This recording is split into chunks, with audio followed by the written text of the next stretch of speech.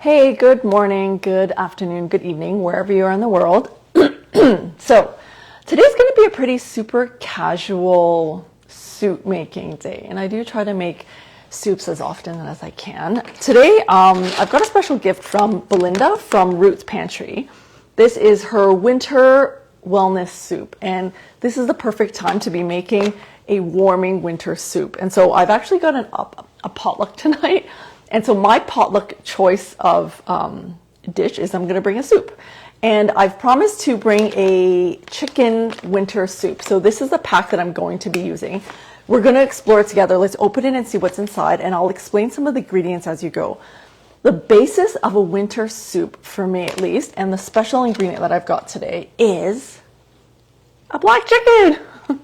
And I know some of you might be like, whoa, that looks really strange.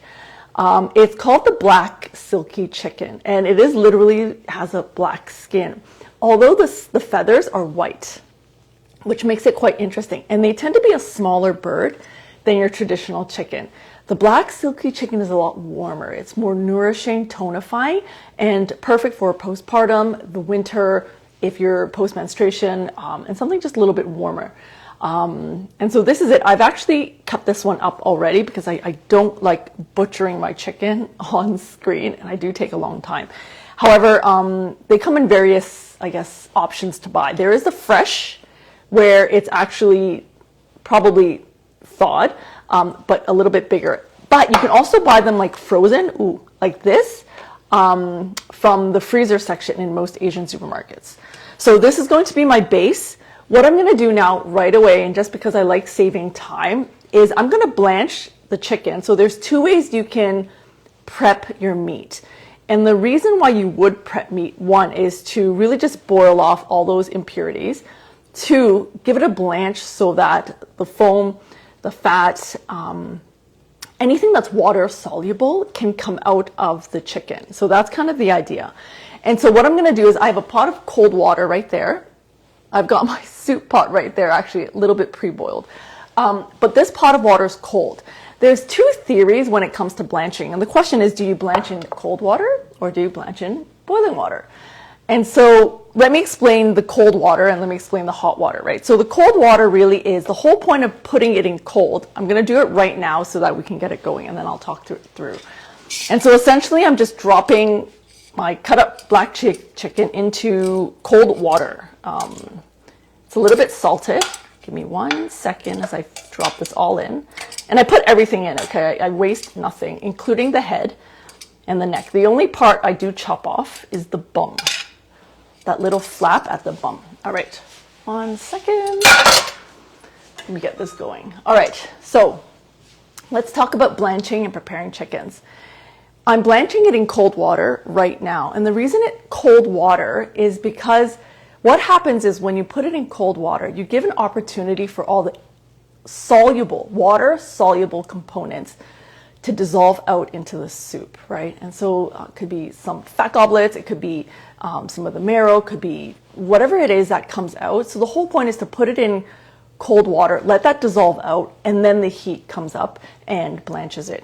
You could use boiling water as well or drop it directly into the soup. With boiling water, what happens is it flash boils. And so essentially, it's good and bad, right? It's really your choice. As soon as you drop the meat into hot water, boiling water, it seals everything in because it cooks and it solidifies right away. And so those are just the two options to think about when you're blanching meats in soups. The other option you could do is pan fry. And so sometimes with chicken, I will pan fry as the mode of prepping the meat just for more flavor if I want a little bit warmer. Completely up to you. There's no right or wrong way to blanch a chicken. The Koreans use coffee, so they will put like a scoopful of instant coffee as well to get rid of that little bit more fishy raw taste. You could put ginger as well. I didn't put any ginger in today, but ginger, scallions. So those are the choices that you can do when you're thinking about how to blanch your soup or your meats. So I've got the black silkie chicken. For those who are joining, looks like this. It's actually literally black and black skinned. This is going to be frozen. I'm going to save this for Tash, who's actually about to give birth soon. So this is for you, Tash, in some soup packs.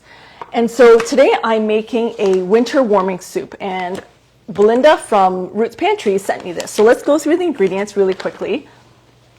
The meat's blanching, which is perfect. And then what I'm going to be doing is cooking it into this pot, which is my thermal pot. I've got a potluck tonight, and this is I'm bringing soup.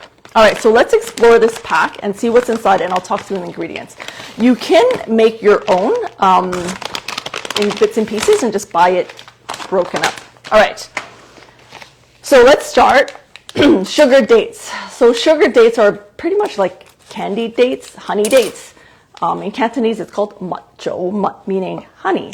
And they have been processed to be sweet. So you'll see like the sugar outside. Honey dates are actually really good for the spleen, the heart, the stomach. And dates in soups are traditionally used to harmonize the whole formula, the whole soup. It brings everything together. And what it does is also help just really, some of the harsher ingredients in herbal tonics will be kind of neutralized with dates. So we've got sugar dates here. And because I'm using sugar dates in this ingredient, in the soup, I won't be using red dates, although maybe I might, just so that it's a little bit warming. Let's see what else is here. All right, goji berries. So some of you might see my goji berries video. So goji berries, essentially, these are red ones. Ooh, they're nice. And remember we talked about quality, how you can kind of look for quality of ingredients. One of the first things to do is smell. And so they should smell, red dates as well, even the sugar dates. You should smell that sweetness. It should smell sweet, nothing sour, nothing rancid. So these goji berries, look at them, they're pretty big, really nice. So goji berries are actually really good for the eyes in terms of strengthening the eyes, tonifying the eyes. It's a yin nourishing, so it's moisturizing for the body. I'm going to show you these again. And so I'm on this, lately I've been on this like journey of like looking for like great perimenopause or menopause ingredients. I will talk about that. This is one of them, okay? Really helps nourish the yin, and that's what we need, especially for our kidneys when we're going through menopause. All right, here's the other stuff in the soup pack. I really like how they've been individually packed. Very convenient, although a lot of plastic, but that's okay. All right, so let's cut this open. So we've got, let's take out these first. Dried Chinese yam. So let me show you what they look like. So when we're talking about Chinese yam, this is actually, I've got the fresh one, which I'm going to use today. They look like this fresh. Actually, even further than that, it's got a skin, which is brown and dotted. And they are sticky and do make your fingers itchy if you're using the fresh ones. I'm going to use this today in the soup as well, and also the dried ones. And the one thing I will do with this one is probably wash it a little bit. Dried Chinese yam are one of those ingredients that are often highly sulfur processed. This is just an FYI on some of the, how they process some of the herbs.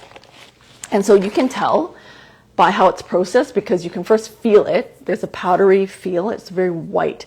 Chinese yam is not that white normally, but the reason that they use sulfites or sulfur to process them is when they're drying it, it really prevents bugs from eating at it, right? And that's the one thing that yams are a sweet, Chinese yam at least, are a sweet ingredient.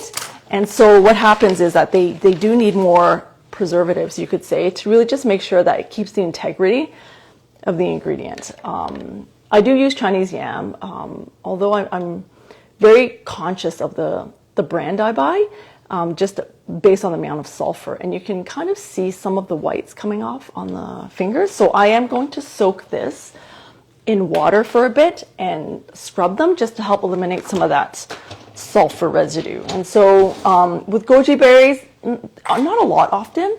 So you can, again, look at the goji berry, right? Like feel it, smell it.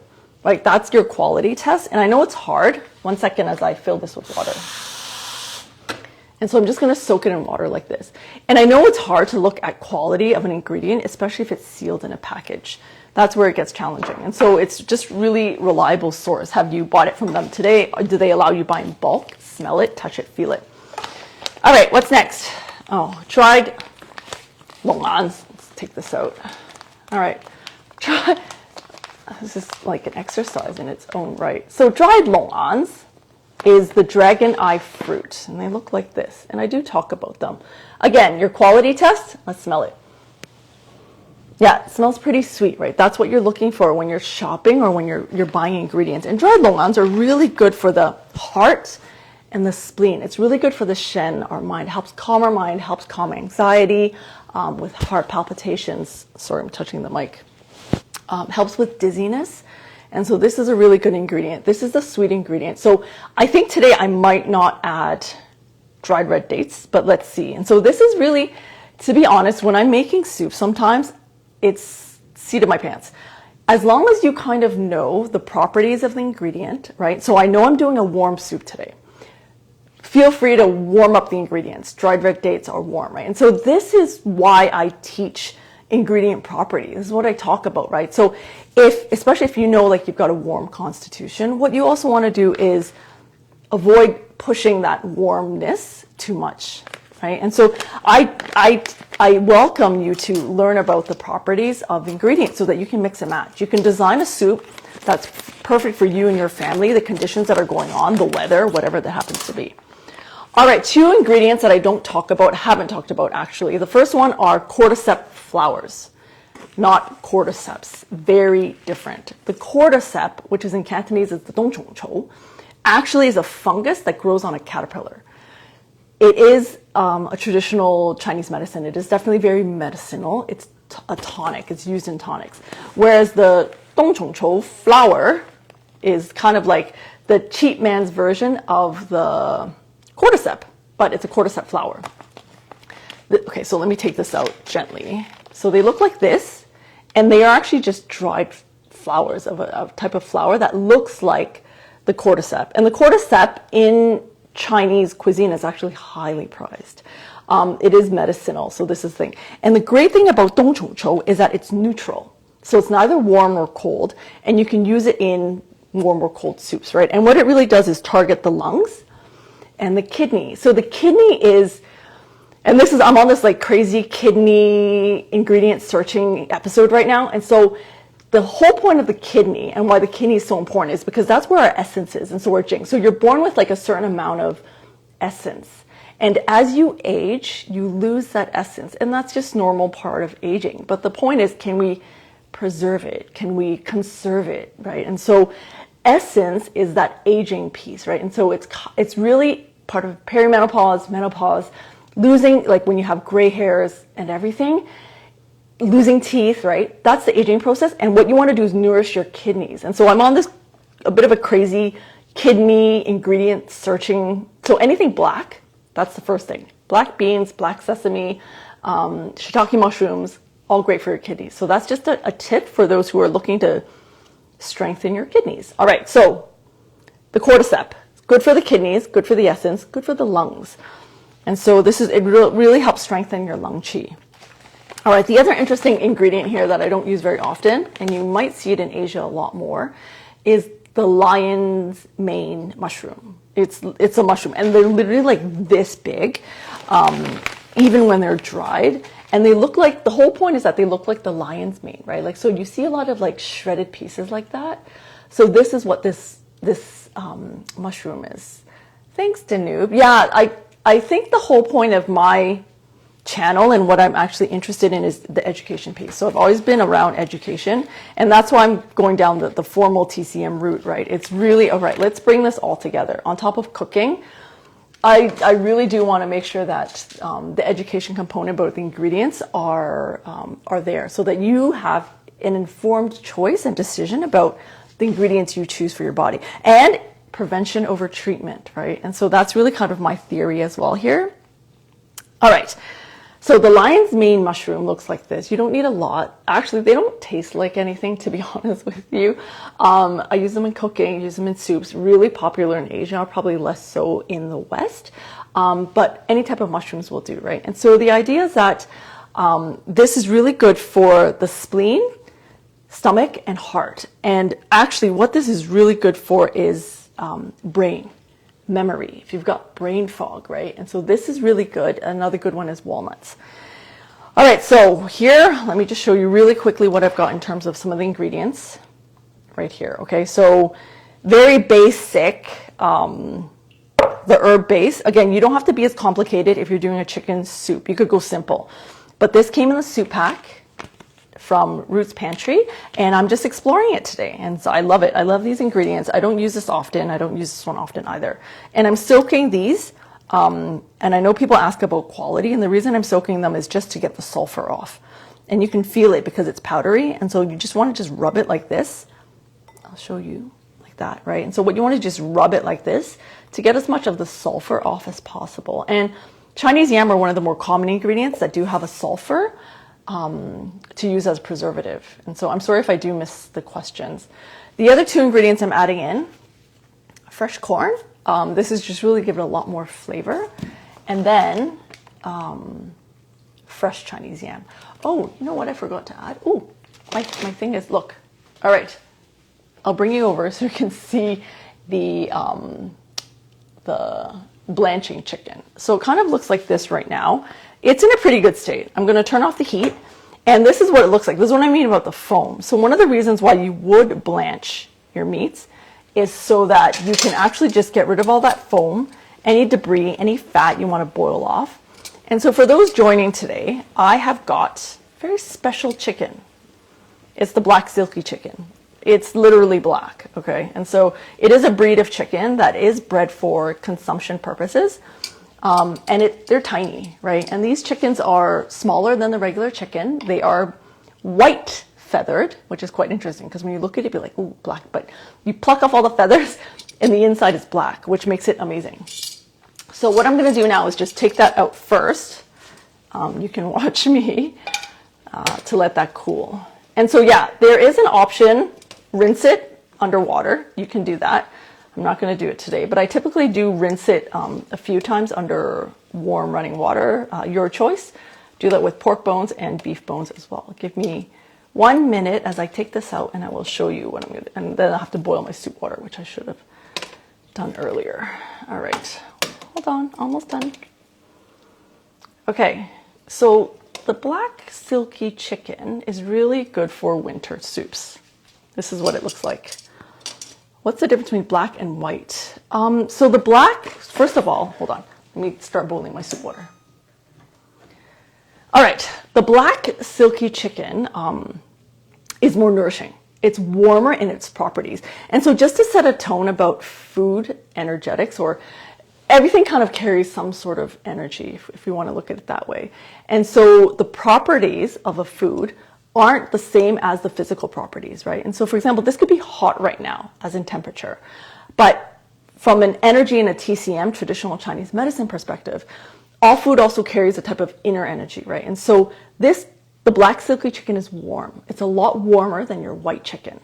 That's essentially in terms of properties. So warmer means more nourishing, to the yang, more qi building, helps with circulation.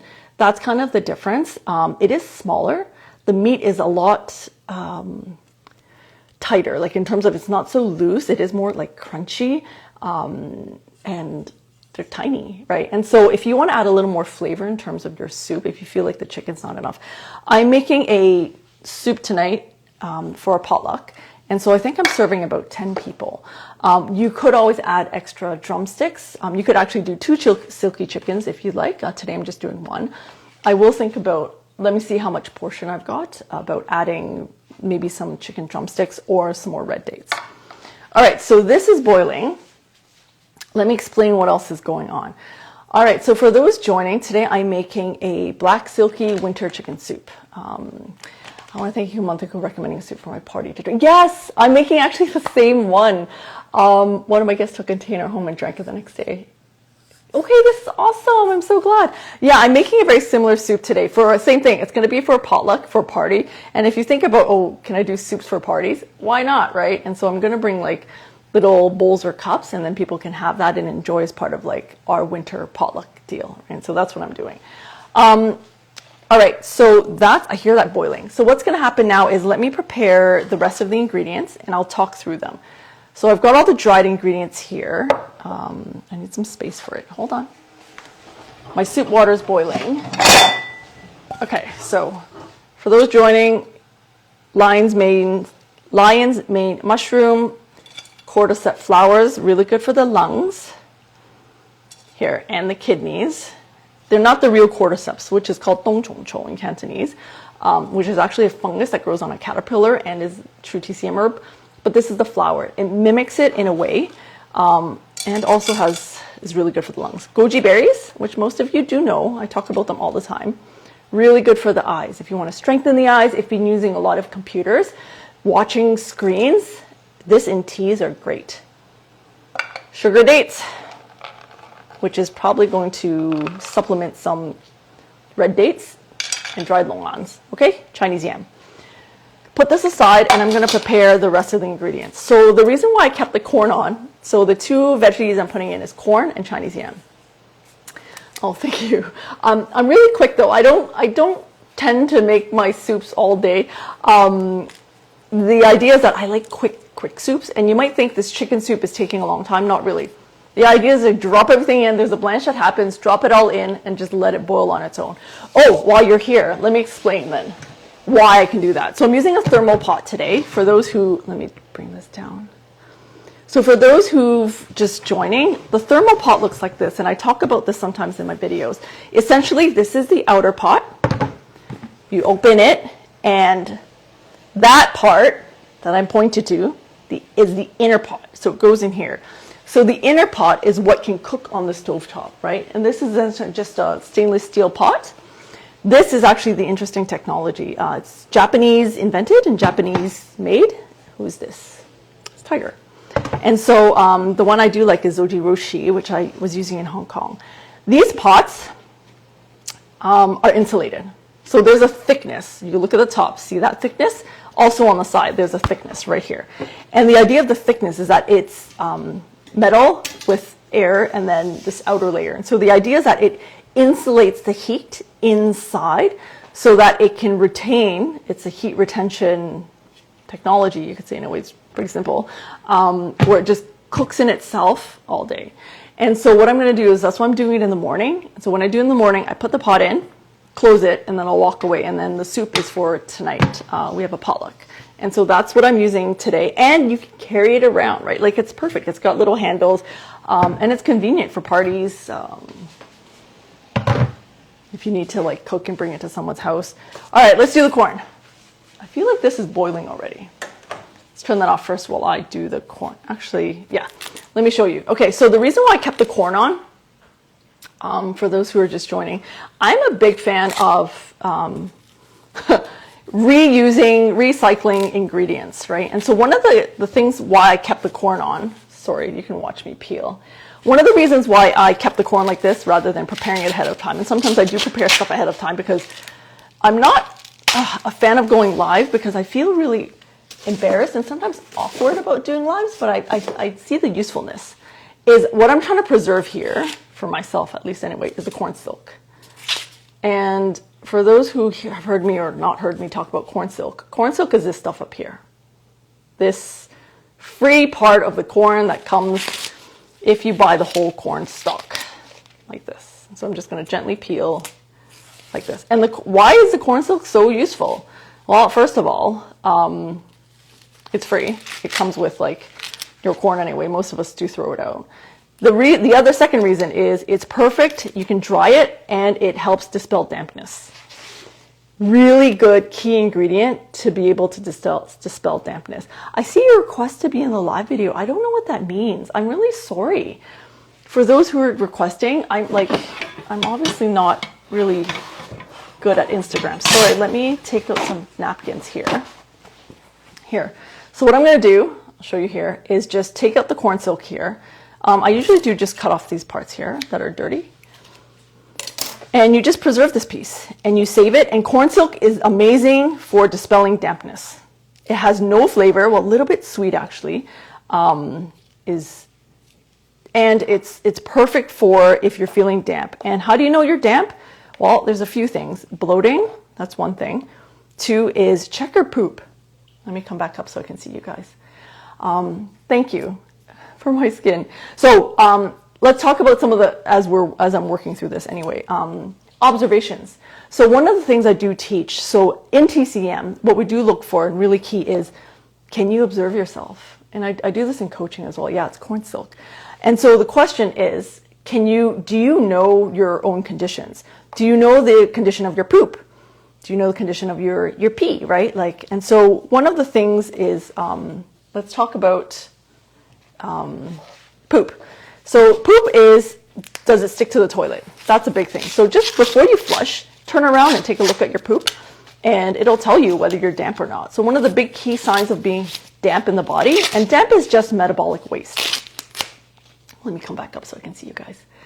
Corn silk tea, yeah, corn silk tea is really good for you, dispelling damp, getting rid of that water. And so one of the things that you can tell about if your body is too damp is your poop. If it sticks to the toilet, just turn around or flush it first and then take a look. But if you see it sticking to the toilet, clear sign of dampness in your body. And the body doesn't lie, right? Like essentially it does have so many signs about what's going in. So what's happening on the outside is a reflection of what's happening on the inside. And so in TCM, this is what we look for. This is why, like if you do see a TCM doctor, they're asking you, how's your poop? How's your pee? How's your sweat? Do your farts smell?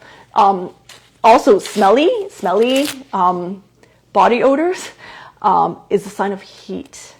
And so that's another thing. So if you're too heaty, you want to rebalance that, right? And so these are just all small tips for you to pay attention to your own body. And I continue to build on these series over time. Sorry, I'm still working on this corn because I don't want the corn silk flying everywhere. And so I'll continue to talk about these symptoms and what to look for, especially in you, in your kids. That's kind of the idea. Okay, so the corn silk.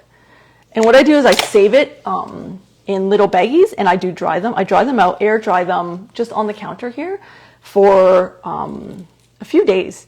And then they become a little bit brownish, and then you can use them in tea, use them in soups. And what it does is help get rid of that dampness. And people ask me, like, what's dampness? What does this mean? Is it moist, right? Is it a lot of sweat? No, sweat actually doesn't necessarily mean dampness. Although if you are not damp, you tend to not sweat enough, right? But dampness essentially is metabolic waste. Ooh, I hear sirens. So dampness is essentially metabolic waste. It's just your body is unable to process extra water and it turns into waste. So dampness actually causes a lot of things in our body. It obstructs flow. It creates stagnation. The energy is not able to flow, right? And so that's why you will have bloating, irritability, unable to sleep. And so yeah, paying attention to your bodies is actually one of the first things I do try to teach, and one of the easiest things that you can do for yourself is if you can pay attention to what's going on in your body. All right, corn, really quickly before I move on. Some of you might have seen me do this before. Actually, let me peel the last one. I'm going to do 3 corn today. They're pretty small. And so I'm doing this for a potluck. And so again, I want, thinking about the consumer at the end who's consuming the soup, I want to, if everyone wants to have a little piece of corn, they can. So I'm going to make maybe into quarters or thirds. That's what I'm doing now. And so you should always repeat, yes, okay. Any other conditions you guys want to ask about, like how it shows up? Like excess heat's an easy one, right? And so if you've got acne, if you've got swollen tongue, swollen mouth, it's a clear indication of heat. It could be excess yang as well. All right, almost done with my corn silk. And so, okay, corn silk actually is best for the spring. So one of the, if you're thinking just in terms of weather, I do preserve it now for the spring. So I make some melon soups. And so when you're talking about like damp dispelling, your melons are the best. Okay, so here we go again. Keep my corn silk. Cut off the tops. There we go. And then I'm just going to save all this and dry it. I will air dry it just on my counter right here. Give it maybe like 3 or 4 days, and then I will put it in my pantry. And so that's how I usually deal with excess cold. Yeah, a lot of us, so excess cold as in excess yin, so too much yin, is that what you're meaning? So the question for that is, if you've got excess cold, do you have like this need to always want to drink something warm, always want to wear a sweater, always want to stay away from the draft or from, so that's a great indication of potentially excess cold. Okay, so let me show you. So now this is what it looks like. I've collected this. I will lay it out on a paper towel and air dry it for about 3 to 4 days and then put it away until I want to make a corn silk tea or use it in soups. All right? Okay. Yeah, no, the point is food is medicine, right? What we are, what we eat. This is it. This is my theory around food. And again, it's not the ingredients, the recipes I'm talking about aren't pharmaceutical to the sense where it's like medicine. Very different from true TCM. There's like this middle category of herbs, herbs, whatever you want to call them, that exist as food, as medicine, right? So you've got your TCM pharmaceutical herbs where you can actually only buy from herbalists, and TCM students or doctors can buy them. And then you've got everything else, which is kind of like food. And then you've got something in the middle that kind of blends and can straddle both. Ginseng is one of them. Corn silk is one of them. Dates are one of them. There's actually quite a lot. And so when you look around us, there's a lot of ingredients that are treated as like food as medicine. What do you add to corn silk tea? So let's start with, this is a good question actually. So here's the corn silk. So let's think about design. What is corn silk tea used for? First of all, dampness. That's the key thing for it, right? And so the idea is that we want to just keep that and honor that property of what it is. So the idea is that if we're looking for things that are damp, dispelling, we want to be pairing with things that are in the same kind of realm, right? Or else kind of you offset that action and property of it. And so with this, I will tend to put like barley, beans, maybe some goji berries just for the flavor, but nothing that's really moisturizing, because then that will just really offset it and kind of like imbalance what it's supposed to do. And so it tends to be more dispelling ingredients. I'll use them with melons. So beans, barley, Job's tears, same thing, tend to be my choice. And then either rock sugar, just as the tea, and maybe a few goji berries. So that's how I would make a corn silk tea to get rid of the dampness. And that's it. And you could just put in a little tea bag so it doesn't scatter everywhere. But this is what, in a soup, same thing, perfect for melon soups. Soups such as, like, you use chayotes, radishes, what are the other melons? Winter melon's a good one, although that's really more cooling, right? So lingering cough from bronchitis. Ooh. Dry cough? I'm guessing it's going to be a dry cough with phlegm. With phlegm or without phlegm? And if you do have phlegm, what color is the phlegm? So this is what it means to like pay attention to how substances are showing up in our body. So in Style Abbey, lingering, I'm guessing it's going to be a dry cough, not wet, and potentially no phlegm. But if you could answer that, that'd be great. All right. Okay. No phlegm. Yeah. Okay. So dry cough. Yeah. Oh, a great one. Apricot kernels. Give me 1 second while I fish that up. I will show you. Apricot kernels. 1 second. Okay. So while we're on this topic, I'm going to do a post on apricot kernels really soon. Start with this ingredient in Style Abbey. And then you can do corn, something simple like corn, something a little moisturizing too. Okay, hold on. Let's go with this. This would be your key ingredient if you're able to get any dried apricot kernels, both north and south together. So the north ones are the ones that are really going to help you push out that cough. It's a little more for chronic coughs. But this is what you want. Let me write down, and I'll send you a few soup recipes or tea recipes. Just kind of write down your handle, and then I'll just drop you a message offline. In Style Abbey.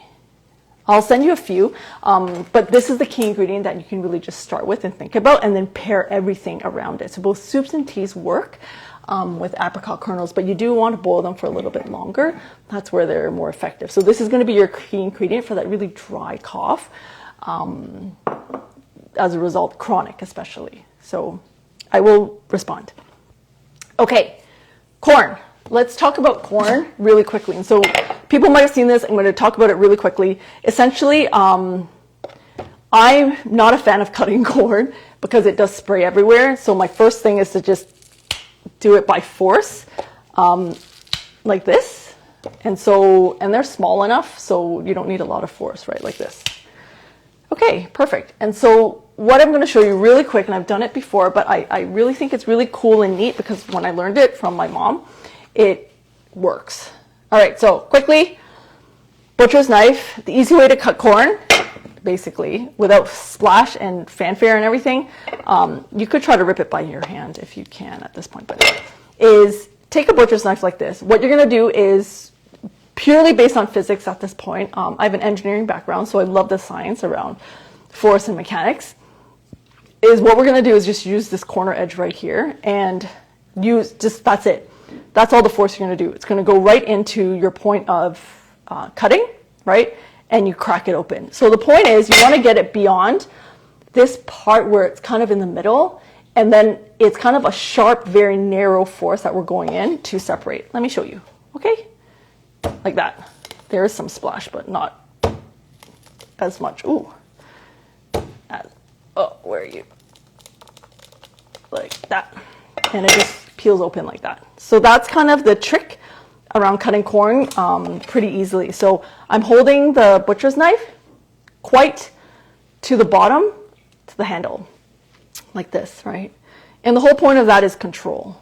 So the further you are away, the more leverage there is. And so you want control right to the end. This is going to go here, if you can see it, right in, and just crack that open like that. See? Okay. Little trick on cutting corn for those out there. Mimi Sito. Okay, hold on.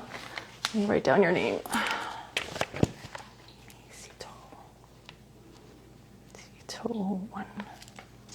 Okay, will do. I got that, Mimi. All right, so I'm going to finish the rest of the corn while I talk through what else is going on here. And so for those just joining, I'm making a black silkie chicken winter soup. And this is from Belinda. Thank you, from Roots Pantry, which I'm exploring today. Some really cool ingredients here, actually, which I don't normally use. The cordyceps flour, not the cordyceps. Recipes for a dry cough, please. Oh, everyone's asking for a dry cough. All right, a few things. Actually, I do have another one that's actually quite neat for dry cough. Sorry, I do have some corn juice here. And again, I'm going to talk on generational wisdom more than TCM. So if someone came to me with a dry cough, as a TCM practitioner, you would say, oh, you're going to use these herbs and whatever. However, okay, phlegm we'll talk about separately. Steamed orange. Actually, steamed orange with salt is a great one for coughs in the throat, for moisturizing, especially dry coughs. If you have phlegm, don't do it, because anything sweet generates moisture. And so just a bit of TCM in terms of taste. So it's very generic at this point, right? But going to set some of the taste and the flavors and what they mean from a TCM perspective. Sweet tends to be moisturizing. So anything sweet, your red dates, your sugar dates, your red dates, your longans are sweet. So they tend to be very moisturizing. And they will generate liquids. And so if you do have phlegm, one of the things is to avoid anything sweet. Like if you have, it's very like ice cream, right? Like it'll just aggravate and create more phlegm and dampness, right? And so that's one of the things, mystery.om. Yeah, and dry cough. I do have, you guys can check the site, the ChineseSoupLady.com. All my recipes are there. Like everything's really transparent. And so just type like cough and hopefully like a whole list comes up. I am redoing it in a bit. So it's like searchable in a different way. But I did get your name, mystery.om. If I missed you, drop me something. All right, last piece. Okay, so all the corn's done. Sorry, I got distracted. Flavors. All right, so sweet tasting ingredients are moisturizing. That's just one of the basic, there are exceptions for sure. And so moisturizing will add more yin, more liquids into our body. And so that's why if you have a phlegm or cough with phlegm, avoid more sweeter stuff, right? Because it's just going to create more dampness in your body, add moisture to it. And if it's damp already, your body's not able to expel that metabolic waste, right? And so what you want to do is address not the phlegm. You want to address what's creating the phlegm. It tends to be like from the spleen. And so what do you do with the fresh yam? Great question. Let's go on that. All right. So the next one are ingredients that are more cooler, right? And so salty ingredients, bitter ingredients, or pungent ingredients tend to be more, pungent's warmer. So salt, bitter, tend to be more cool. And we can see this. Are you sharing this live stream in your IG? I will. I'm going to share it afterwards. I will post it so you can listen to it afterwards. So anything that's salty, bitter is going to be on the cooling side. We can see this from, for example, Bitter melon, very easy ones to tell. Winter melon for sure. Those are more cooling. Salt, that's why if you add salt into the orange, there's the steamed orange one. That's going to help cool the orange a little bit when you're steaming from the warm. All right, I'm going to digress a bit and go back to the Chinese yam. Someone was asking about Chinese yam. So I do have dried Chinese yam in this, but I like to add fresh Chinese yam. And fresh Chinese yam is really good for the spleen, for the kidney. This is it's neutral, right? And so, sour. So sour is actually cooling. It's cooling. It's cooling. So most things that are sour tend to be a little bit more cooling in nature. So those are just things to think about, right? So if you've got like a cool constitution already, if you're cooler, what you want to do is like swing on the more warm side. But this also depends on some of the conditions that you're feeling. But this is just very basic thing, right? And so if you've got a fever, excess yang, and the fever is really, either low grade or high grade, but that also depends. But if you've got a fever going, what you want to do is avoid some of the more warming ingredients. There are exceptions, right? So for example, if it's like surface fever, you've just started it, you want actually dispersing. You want some of the cooler just to push it out, right? And so it is very situational as well. Chinese yam, fresh and dried. You can use both, whatever you've got access to. This is the fresh one. So I'm just going to chop them like this, and so that it's easier to fish out the soup. And if you don't like eating it in the soup, then it won't get in your way. So this is why sometimes I do keep my ingredients pretty big, especially if there's people who might not like to eat the ingredients. This is your personal choice. If you like eating them, you can cut them smaller as well. Or if you're doing a quick boil, you can cut them smaller as well. All right, so let's keep going with the Chinese yam. I am going to do them all. And the Chinese yam is neutral. So if you've got to keep anything in your pantry, Chinese yam's a great one, the dried one, because it's neutral. It can swing either neutral, meaning it's neither cool nor warm, right? And so it goes both with warm soups and cool soups. Cool soups being more like melon soups with pork. These are great for the spring. Chinese yam goes perfect with that as well. Okay, actually that's it, 4 pieces. All right, so let's get this boiling again so that we can finish the soup off. And I'm pretty much done in terms of my prep, right? So for those who were just joining, I hope I answered all that. Yes. Black silkie chicken, a hodgepodge of herbs today. I think the special one that I really like today is the cordyceps. Cordyceps flowers, not true cordyceps, right? So true cordyceps is actually a fungus that grows on a caterpillar.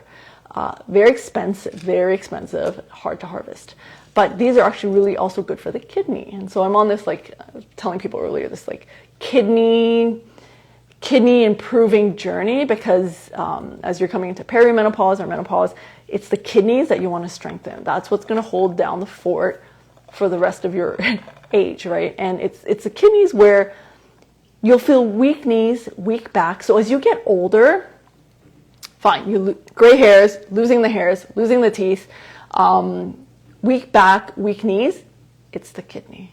And so I would suggest, if you have the opportunity to start strengthening your kidneys, this is a great ingredient to have with soups.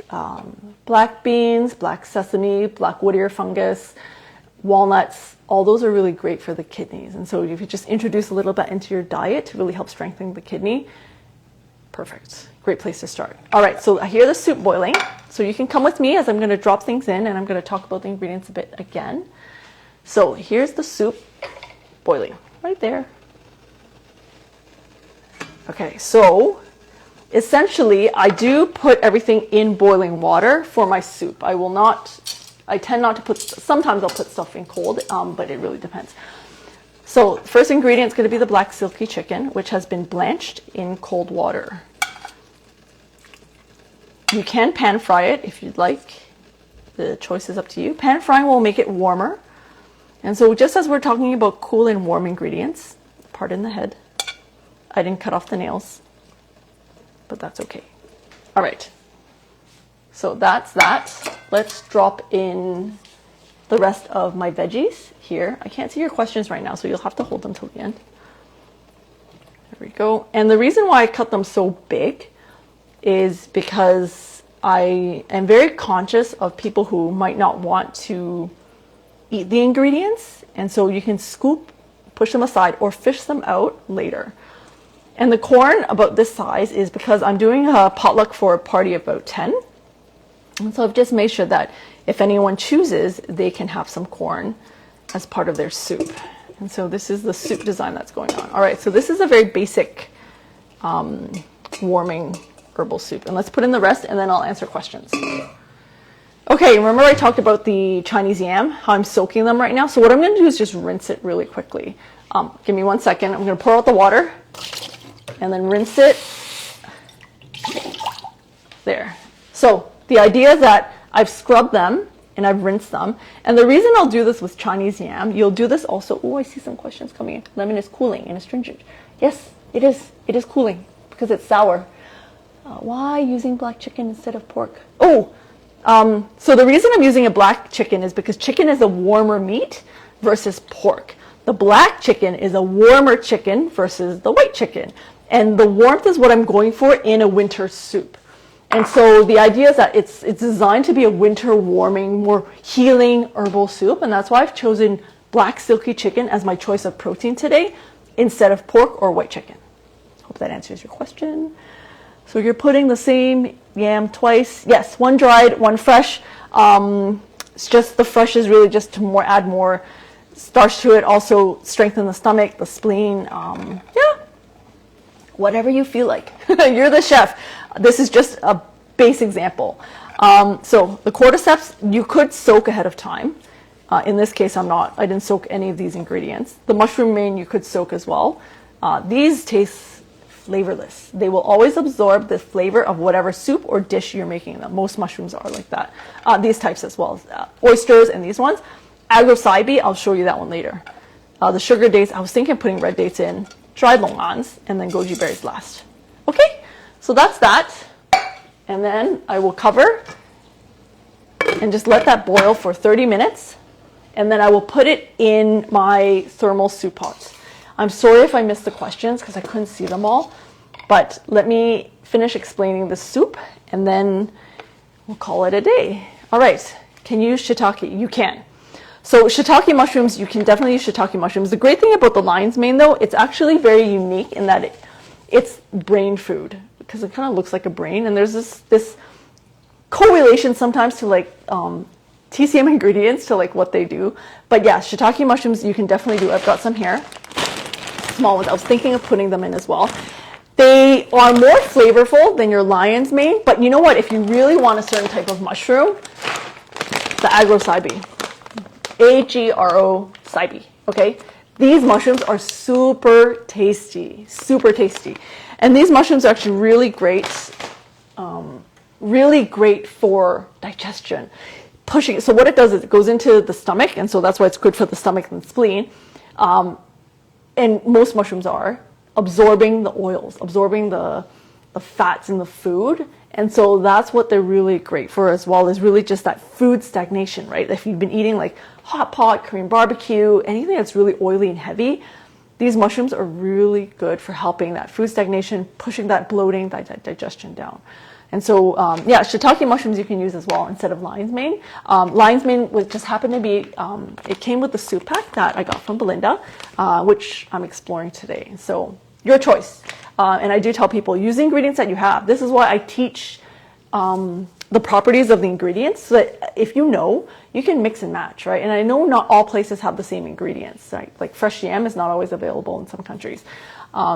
Use dried yams. If you don't have that as well, you can replace it with sweet potatoes. That's another choice, which is a close second, I'd say, as a replacement to Chinese yam. And so I think it's just like what I'm trying to just allow you to do is recognize like the energy of the food, and then be very intentional about, all right, I'm going to make a warming soup today, right? So what are the ingredients that would make this warm, right? Allow that warmth, that circulation. So I think I might add red dates to this. Give me 1 second. Dried red dates. All right, I don't have a lot. So another interesting thing that you guys might hear me talk about in terms of managing your food pantry, first in, FIFO, first in, first out. And so I'm almost done all of this. And so the whole point is I will finish this batch before I replenish. And I do have a pack here that I want to replenish with. But the idea is that you want to, from a quality perspective, just managing your pantry, finish it first because you kind of know that that's what you bought first. And then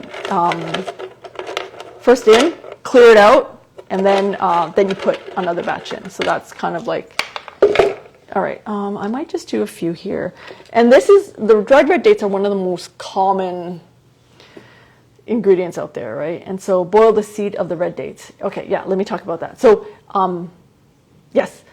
All right, let's answer that. So the seed of the red dates, why I use, all the red dates that I use have either been seeded, like if they're whole like this, you'll see like a hole right through.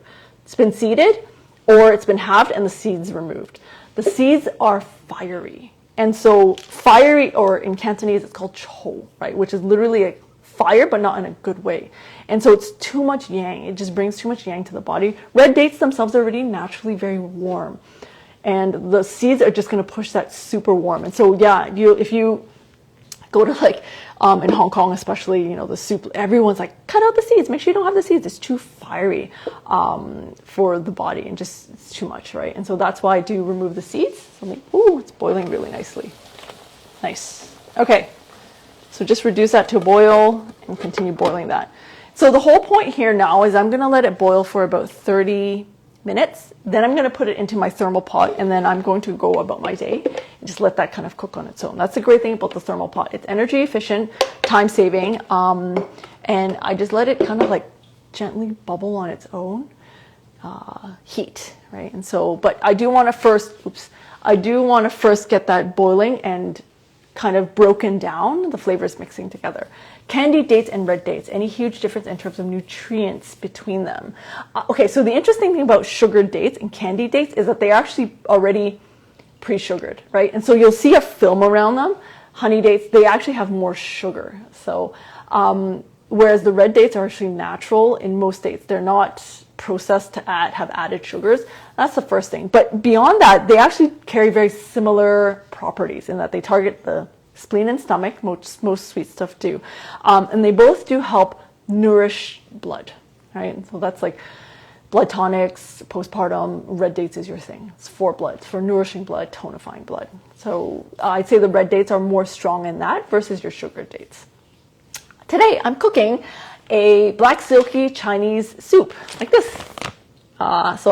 This is the base pack, and again, whatever you decide is an herbal base, it's completely up to you, right? You can buy a lot of these out there. I work with a few brands, and then I'll mix and match my own, right? That's really the point. Yeah, I do a lot of soups, sometimes too much, right? My kids are like, another soup, Mom? Or do we have to try that soup? Like sometimes I experiment with different soups and teas, and it's just constantly like, it's a new soup, and then we've got an old soup, so you got to drink both. Write down name if you can. So the soup, this one is called Winter Wellness Soup, like this. You can see a picture. It's from Roots Pantry, and so she's a Canadian-based herb company that makes these soup packs. But to be honest with you, I actually do, in general, like when I'm cooking soups, I buy everything just broken up in pieces and I blend my own. And that's kind of why I do a lot of education around knowing your own ingredients. And that way you can pair, mix and match. If you're feeling more heaty, add more of this. Like for example, the tea that I do drink a lot for irritability right now, emotions, is roses. I'm Cantonese, I love soup. Yeah, me too.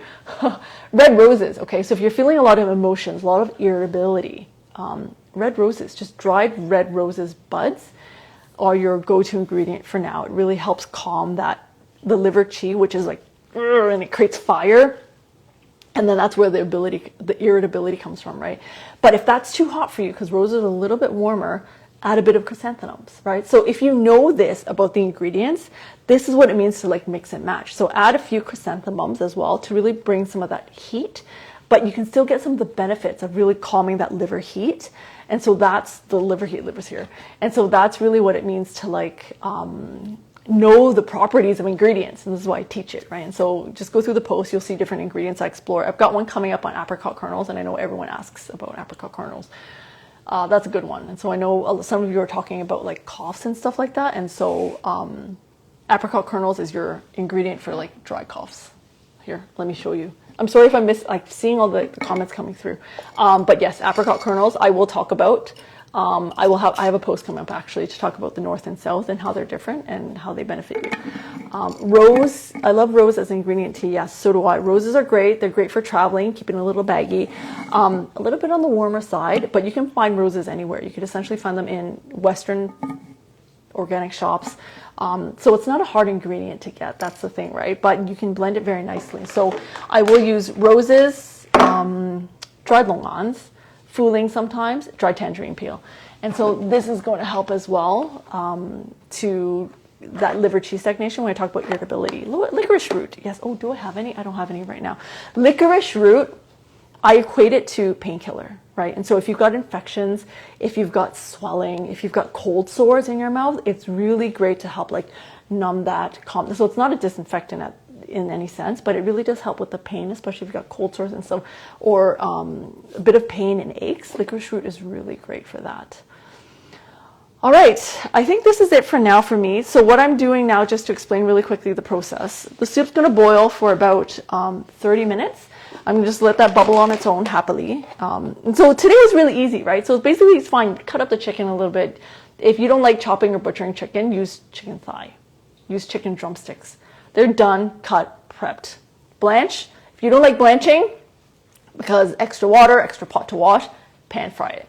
If you don't like pan frying it, fine, just drop it in as is. Like honestly, there's no right or wrong way to do the meats for soup. What's going to happen though if you don't blanch, you will find, is that it's going to bubble and have a lot more foam. Hold on, I'm coming.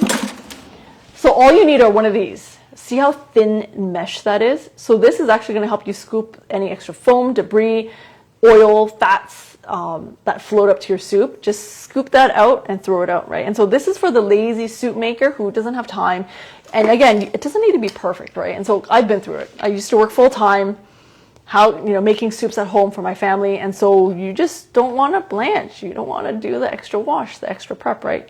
That's fine. So there's lots of tips just through my soup making experience like that can help save time, but still have healthy soups for your family, right? That's really the key thing. So I will do 1 scoop first before I put this in the thermal pot, and then I will let that sit. But then I'll do another scoop before I serve. So you'll notice with chicken, a lot more oil, especially if the chicken's fatter. The black silkie chicken is actually a skinnier chicken. I'm going to show this again.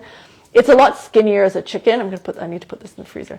It's a lot skinnier as a chicken, less fat than your white chicken, which is great. It is more expensive.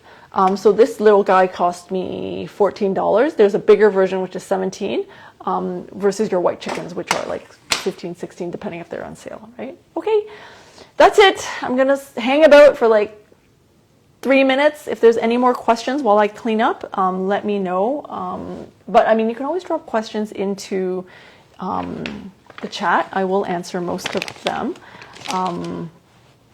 A post coming out on, a post coming out on apricot kernels soon. I've got that. And then my dried tangerine peels. I've got it done. So for those who are following the tangerine peel series, I'm also doing a post about it. So this is the final product. This is dried tangerine peels, not aged. There's a difference, right? So I will talk about the difference between aged and dried and when you can start using the aged ones like this, okay?